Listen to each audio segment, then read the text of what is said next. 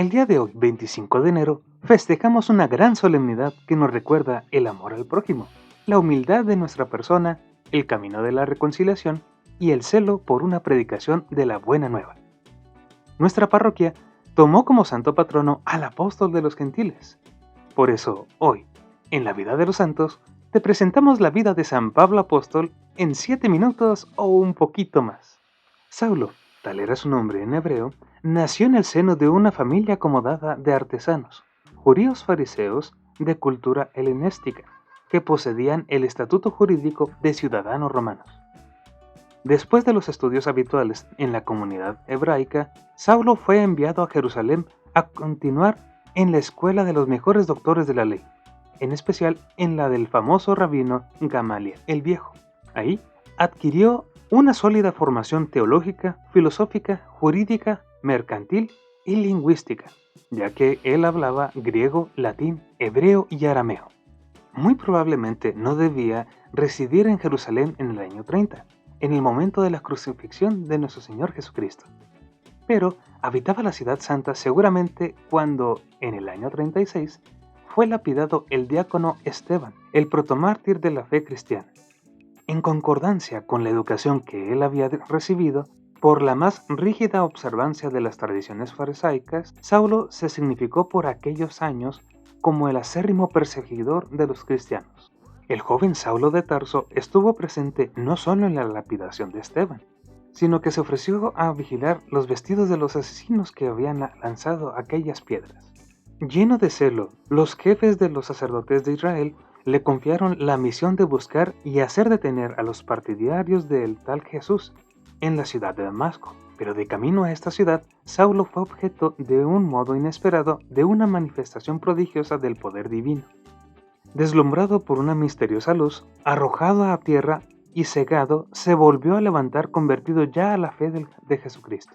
Según el relato de los Hechos de los Apóstoles y de varias epístolas del propio Pablo, el mismo Jesús se le apareció, le reprochó su conducta y lo llamó a convertirse en el apóstol de los gentiles, es decir, de los no judíos. Tras una estancia en Damasco, donde después de haber recuperado la vista, se puso en contacto con el pequeño núcleo de seguidores de esta nueva religión, se retiró algunos meses al desierto. No se sabe exactamente a dónde, haciendo así más firmes y profundos en el silencio y la soledad los cimientos de su creencia. Vuelto a Damasco y violentamente atacado por los judíos fanáticos, en el año 39 tuvo que abandonar clandestinamente la ciudad descolgándose de un gran cesto desde lo alto de sus murallas. Aprovechó la ocasión para marchar a Jerusalén y ponerse en contacto con los jefes de la iglesia, en este caso de San Pedro y los demás apóstoles. No sin dificultades, porque todavía estaba muy vivo en la ciudad santa el recuerdo de sus actividades como perseguidor. Le avaló en el seno de la comunidad cristiana San Bartolomé, que lo conocía bien y fue precisamente quien lo había bautizado.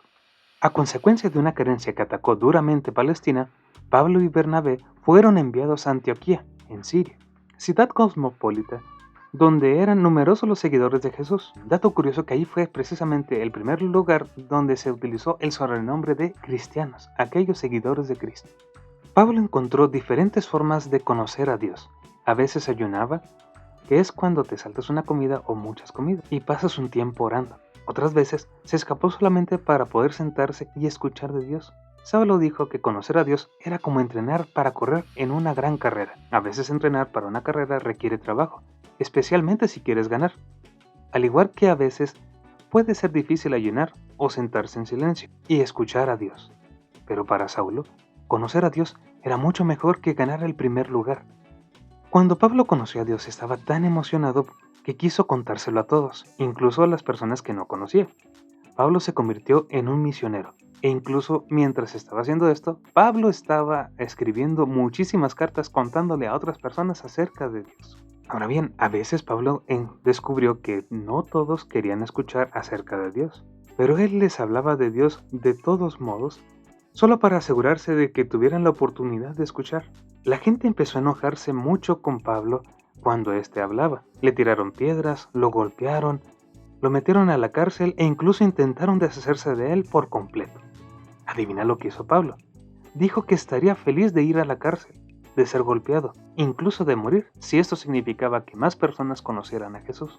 Bueno, Dios estaba con Pablo cuando lo golpeaban y cuando lo metían a la cárcel. Una noche, Dios envió un terremoto para abrir las puertas de la cárcel para que Pablo pudiera ser libre. Pero en lugar de escapar, Pablo se quedó a contarle al guardia de la prisión acerca de Jesús. Más tarde, Pablo fue enviado a una ciudad más grande con una cárcel aún mayor. Para llegar, tuvo que tomar un bote durante la temporada de huracanes. Una de las tormentas golpeó el barco de Pablo y naufragó, y tuvo que nadar a una isla cercana. Pero tan pronto como vio que había personas en la isla, ¿qué crees que hizo? Exactamente, se puso a enseñar acerca de Jesús. Pablo nunca dejó de hablarle a la gente sobre Jesús. Y como Jesús amaba a todos y quería ayudarlos a dejar de hacer cosas malas y a enseñarles cómo conocerlo, lo metieron a la cárcel al menos unas 4 veces, naufragó otras 3, e incluso lo mordió una serpiente venenosa. Sin embargo, a Pablo no le importaba nada de lo que le sucedía. Cuando se desató una de las grandes persecuciones de la iglesia, Pablo fue capturado y encarcelado. Fue sentenciado a ser decapitado, ya que al ser ciudadano romano no podía ser crucificado por los crímenes de ir contra la religión del imperio.